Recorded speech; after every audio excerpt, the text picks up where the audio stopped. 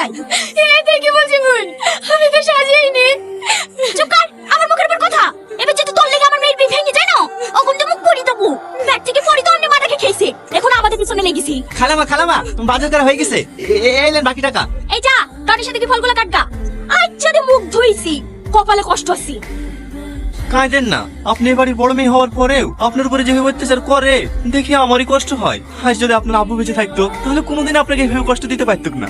আপনি যত তাড়াতাড়ি পারেন ভালো একটা ছেলেকে বিয়ে করে এ বাড়ি থেকে চলে যান। চুপ করো, তোমাকে আমি কাটতে বলিনি। এই সালমা, মানুষ চলে এসে, তাড়াতাড়ি ফলগুলো রেডি করে নিয়ে আয়। ইয়া আসছি মা। চাকরি ভাই বছর খানিক হইলো, আর আব্বা পাটের ব্যবসা করে, হয়গুলো দেখাশোনা করতো। হো, আপনাদের বাড়ি রংপুরের বাজারে, হ্যাঁ না ভিতর পানে? না একবারে বাজারে, ওই যে আরএম নার্সিং হোমটা আছে না, ওর পাশেই। হ্যাঁ লেন ভাই, চা খেলেন?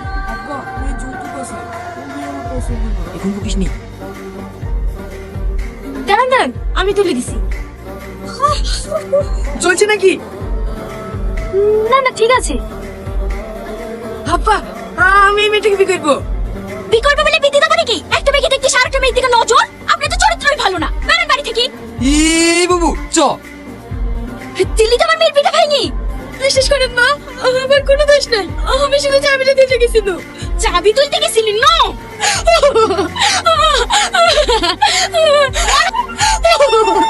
আর সেরকম ছেলে আছে? ছেলে থাকবে না কেন? ওর থেকে কত ভালো ছেলে আছে। সমস্যা তো হচ্ছে আপনার সৎ মেয়ের লেগে।